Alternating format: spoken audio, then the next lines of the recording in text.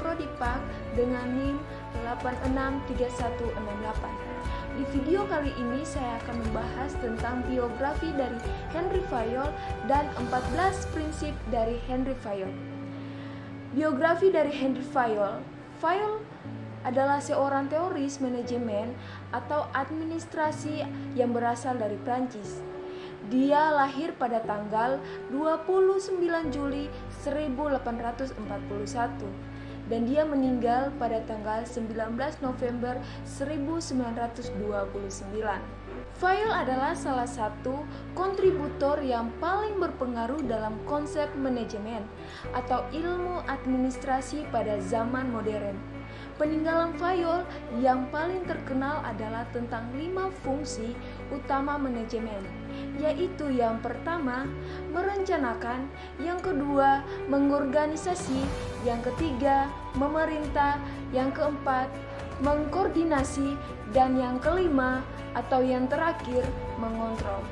Kemudian, Henry Fayol mengembangkan prinsip-prinsip manajemen dan teori umum dan menerbitkan bukunya dalam bahasa Prancis, kemudian diterjemahkan dalam bahasa Inggris pada tahun 1929. Teori Henry Fayol menyatakan bahwa semua organisasi memerlukan proses atau fungsi rasional yang sama.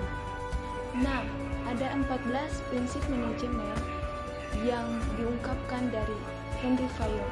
Yang pertama, pembagian kerja. Dalam organisasi, pembagian kerja harus sesuai dengan latar belakang, kemampuan, dan pengalaman anggota.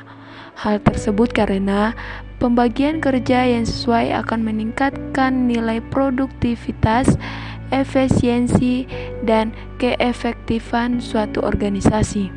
Oleh karena itu, seorang manajer perlu mengetahui latar belakang anggotanya. Yang kedua, keseimbangan wewenang dan tanggung jawab. Kemajuan organisasi tentunya bukan hanya kemajuan dari segi keuntungan saja, tetapi kemajuan dari anggotanya juga. Sehingga wewenang yang organisasi berikan harus berbanding lurus dengan tanggung jawabnya.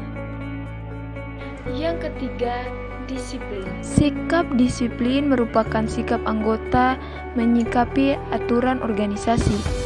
Kedisiplinan harus anggota organisasi terapkan karena hal tersebut adalah cerminan dan komitmen. Yang keempat, kesatuan perintah. Organisasi harus memiliki kesatuan perintah yang jelas dan terarah. Hal ini karena organisasi harus bergerak lurus untuk mencapai tujuan mereka. Yang kelima, kesatuan arah. Kesatuan arah ini dapat berupa visi dan misi organisasi yang telah dibuat oleh manajemen level tinggi. Anggota organisasi wajib mengikuti apa yang organisasi mereka inginkan dan ekspektasikan. Yang keenam, mengutamakan kepentingan organisasi daripada kepentingan pribadi. Anggota organisasi wajib mementingkan organisasinya daripada organisasi lain, individu, atau khalayak luas.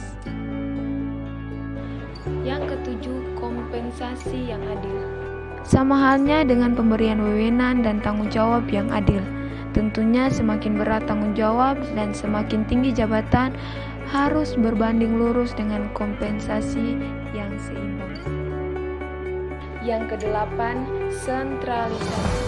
Sentralisasi menyeratkan pemusatan wewenang pengambilan keputusan pada manajemen puncak. Pembagian wewenang untuk proses pengambilan keputusan dengan tingkat yang lebih rendah disebut sebagai desentralisasi. Yang kesembilan, pembagian otoritas kerja. Manajer harus dapat membagi otoritas kerja sesuai dengan porsinya. Hal ini sama halnya dengan pembagian wewenang dan tanggung jawab. Yang ke-10, tata tertib. Anggota organisasi harus bekerja secara tata dan tertib. Yang ke-11, keadilan. Organisasi harus menjunjung tinggi keadilan tiap anggotanya. Manajer sebagai pihak yang mengawasi kinerja para anggota harus adil dalam memperlakukan mereka dan tidak memihak. Yang ke-12, stabilitas masa jabatan anggota. Kemampuan seseorang untuk memproses pekerjaan akan selalu beriringan dengan masa pengalaman kerjanya pada bidang tertentu. Selain itu, organisasi akan mengeluarkan biaya yang lumayan besar jika harus selalu melakukan penggantian orang daripada membiarkan seseorang untuk beradaptasi dan mengembangkan pengalamannya. Yang ke-13, inisiatif. Seluruh anggota organisasi harus memiliki sifat yang inisiatif, artinya mereka harus dapat mengemukakan pendapat yang berguna bagi organisasi. Yang ke-14, semangat kesatuan. Semangat kesatuan harus dimiliki oleh seluruh anggota organisasi. Hal ini akan menumbuhkan semangat dalam bekerja dan